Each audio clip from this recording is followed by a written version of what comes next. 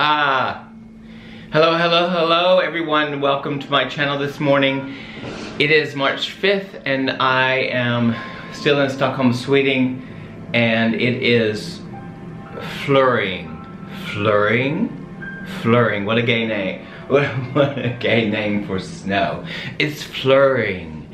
It's like there's a little bitty particles of snow falling as I look out the window. It's better this way because the light comes back and you need the light behind the camera. Good morning everyone. What a beautiful weekend I have had. My partner was here, Hank was here with me, and we had a great time. Love is so amazing, and gosh, sharing that and sharing each other's love with each other is so, it's just what makes life worth living, if you know what I mean. But this weekend I had to work, and I will get to the topic of just what I want to share with you today, and I want to share with you a little bit of something that I have just realized and that I would share, so maybe it resonates with you. We are listening to Indecent Proposal. Indecent Proposal, but this is not an Indecent Proposal. This movie music this morning, but anyway, I don't want to make this too long because I have to get to work in about an hour, but anyhow, I will let myself just talk off my head and just share with you an experience that I have had in quite a unique perspective of an experience in the life of this person, Maurice Causey. As you know, if you've been following me, I am working at the moment with the Royal Swedish Ballet, staging a piece by William Forsythe, and I was asked several weeks ago if I would teach some repertoire for the audition for the Royal Swedish Ballet here in Stockholm, and I agreed to do that. So it was really a very interesting, this is a very interesting perspective for me. So about 15, 16 years ago, more or less, I was ballet master here with the Royal Swedish Ballet. And it was my first job to be a leader, and my first time in my life where I stopped dancing, and I had gone through a lot of things. Like I had gone through a major injury, which I ruptured my Achilles tendon, and so like I had to stop dancing and stop being part of something that I was so passionate about. I mean, in the sense of like, what had happened with this injury, it caused me to not be able to relate to myself in the way that I used to relate to myself. And I used to very much be attached, obviously, to the dancer that I am, and that was really a vulnerable time for me. So anyway, again, to make a long story short, when that happened, when I stopped dancing, or that I chose to not, I still dance occasionally, but in a very different way. This injury caused me to make a decision that was very difficult in my life, because I had to cease being Maurice the dancer, really, and or rely on my technique as I had previously relied on. So my technique as a dancer, which is so important, is one of the basic tools, the major tools that you need to succeed in this ballet world. Okay, so that's a little bit of history.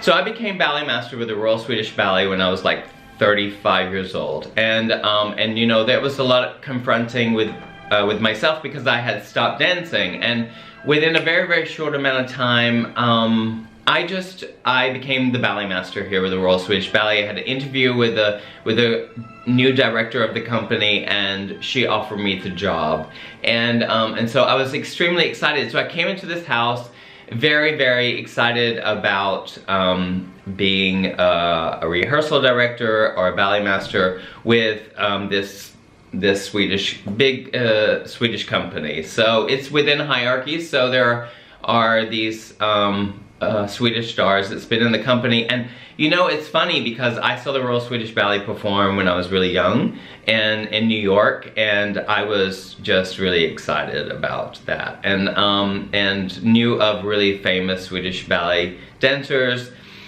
and so young. And so it's part of my history. And anyway, so I became ballet master, and I never had that experience before. So that was really so confronting, because when you have to become, when you overnight, like almost overnight, you become a leader, and you manage people, and you have to, you know, you have to have this certain, perhaps for myself, I had to have this certain confidence that I didn't have, because I'd never done this job before. And being a ballet master in a major company, or being a ballet master in general, a ballet master or rehearsal director, it's the same thing. I like rehearsal director better, because ballet master, I don't know. Anyway, it's a funny name. Interesting name, but that's what the title is. So, and I rehearse ballets, and I rehearse, and I teach, and I train classical dancers. And at that time, I'd never done any of that before, like on a consistent basis.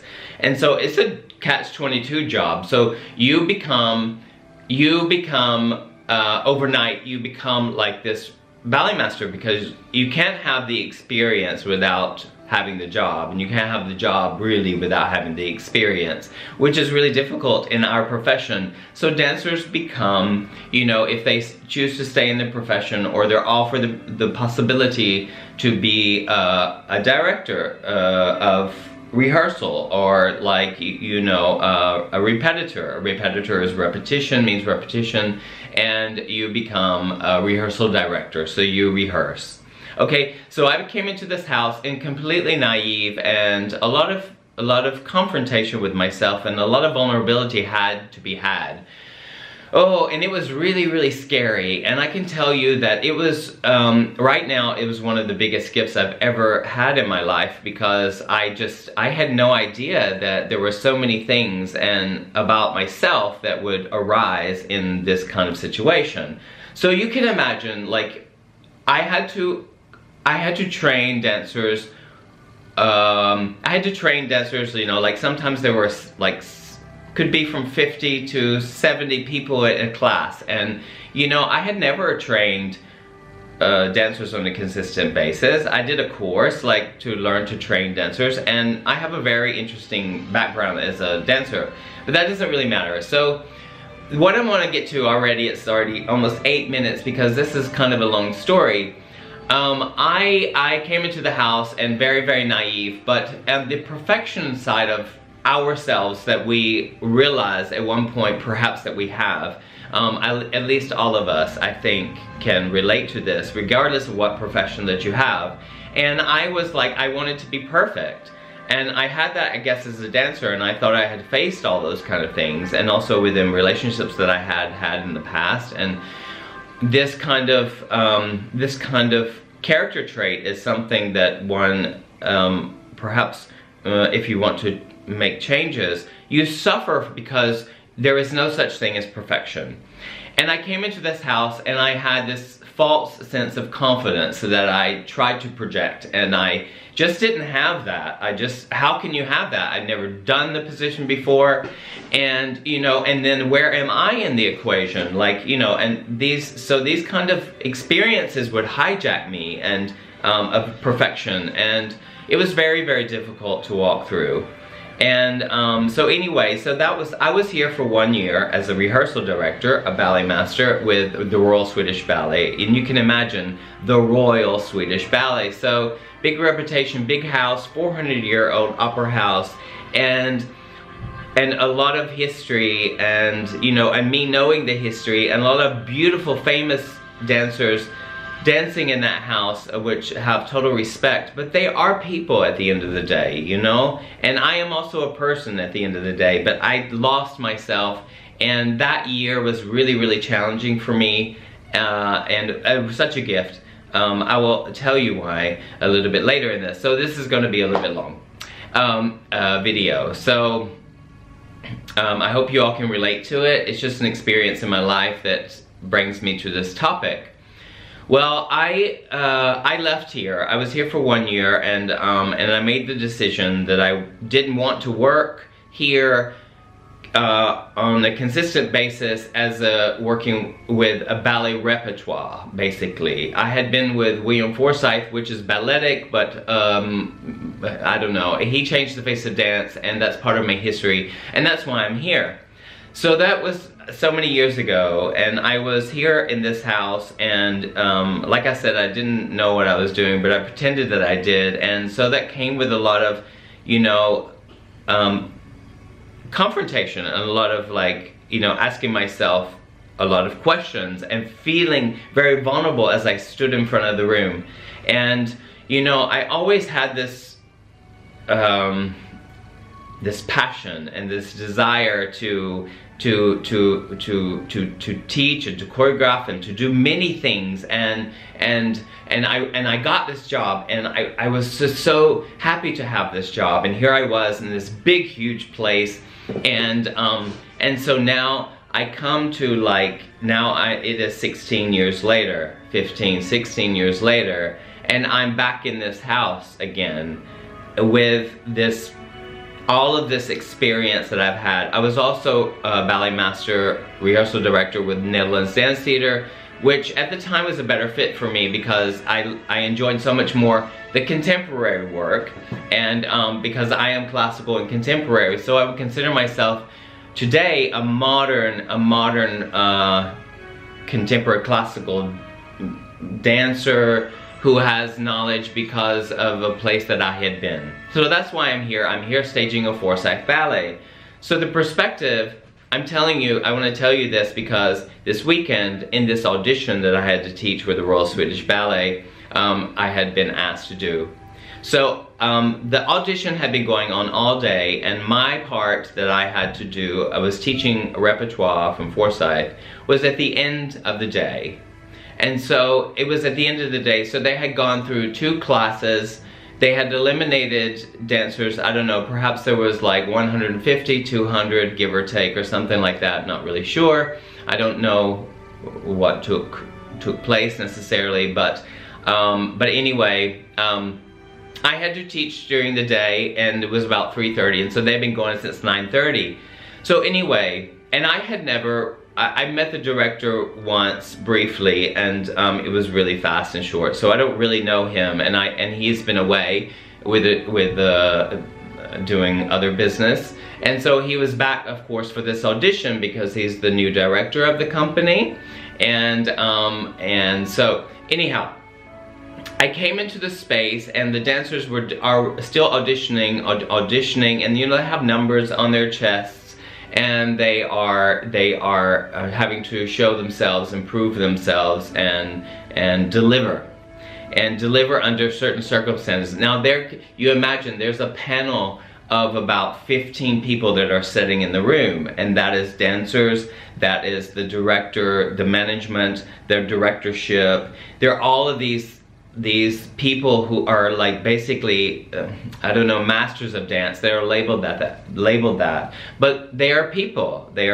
and you know, we are all the same. Like, we have different experiences, but fundamentally, you know, I believe that we are connected with our hearts and ourselves, and we all have, anyway, all of our experiences. So anyhow, you can imagine. So there's a panel of table, like, kind of like you see on TV, but, you know, and there's a panel of them. And between them and behind me, there was not a mirror, which was a very challenging thing because mirrors can be helpful in such a situation, so I can see behind me. Well, I didn't have that, so I had to face the panel.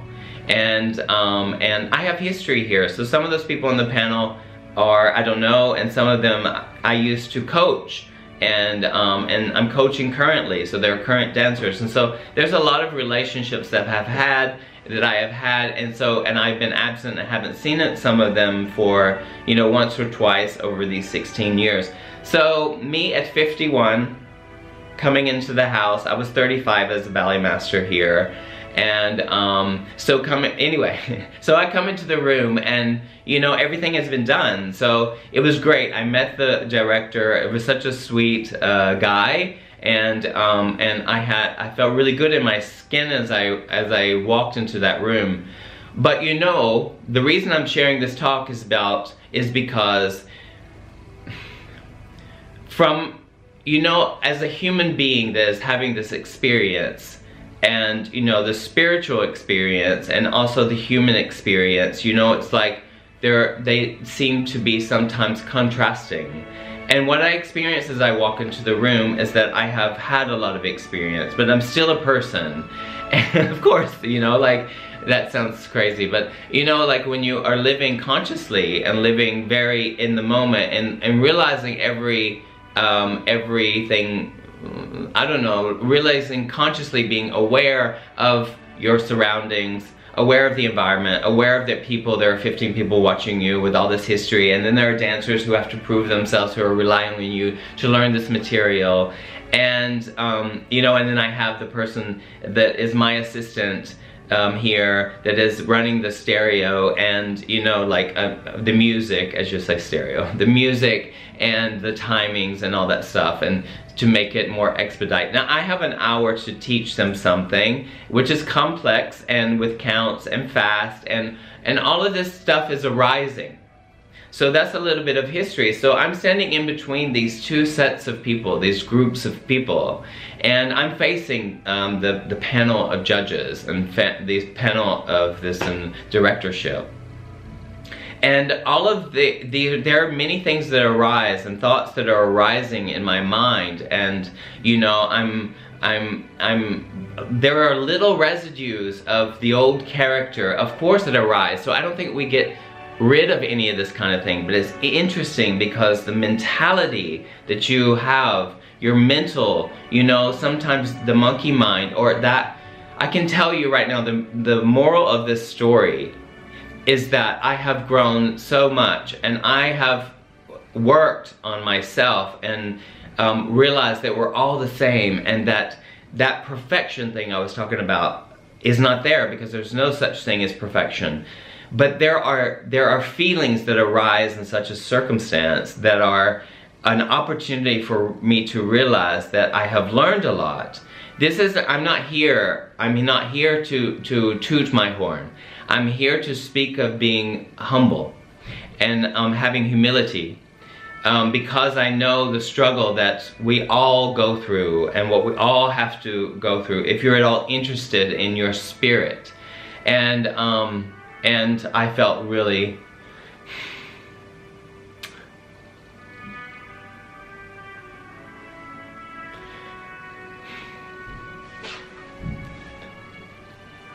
okay, well, of course, the music. I felt really proud of myself because I was able to be myself, and let me gather myself. You know, it's always so important for me to show my emotions and to be myself, first and foremost. So I did the audition, and things are arising, and you know, there are little residues of labeling and judging that happens within my mind, and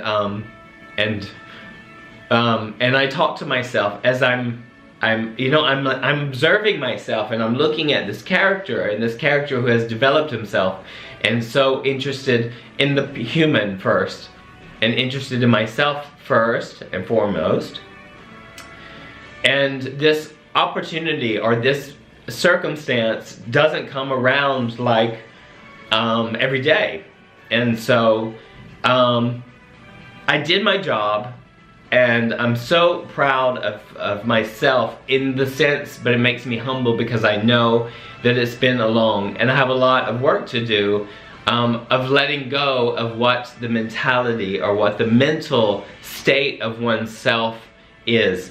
This is my journey, and it's not about being about being this perfect thing. It's not about me being, wow, look at me, I'm this amazing person. It's not about that at all. It's about a journey and sharing that, and letting myself express my experience so I can be valid for myself and validate my own self. And it's not about the work. It's not about the stuff. It is about what's going on inside of my heart and in my head, watching my head and my thoughts and allowing things to rise and fall and making a difference for myself. So I felt really, really, really proud and loving and making that choice to rise above all that was there and to have compassion for myself and let it just spread and let it go out to the space and share and be there and be present and be aware of it all. It has been a journey, and I am so grateful for that experience, and the anticipation before going there started to arise, but I'm like, I can get through this. I can get through all of it. So at the end of the day, you know, it is about ourselves, and not in the arrogant sense of the word. It's about, it is about growth and authentic growth. So that's what I wanted to share with you today, and I'm really grateful to be able to have that experience to share with you. And maybe it resonates, and just realize that, you know, the work that we do and that the conscious effort that we make, the conscious and awareness, the awareness of the growth in ourselves is very valuable, because we can make changes and we can become more synonymous with our hearts instead of our heads. And that's my experience, and that's why I'm here sharing with you this morning, and wanting to share with you this morning. So unconditional love with all of it, and accepting all of it, and letting go of all of it, be it positive or negative, you know, because it's all the same thing really.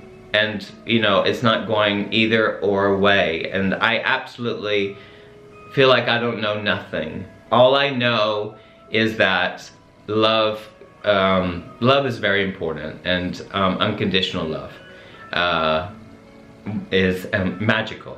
So have a beautiful day, and thank you so much for watching me, and subscribe to my channel if you like. I'm 2 away from 100. I don't need it, but it's so cool. Like I have like an audience of almost 100 people.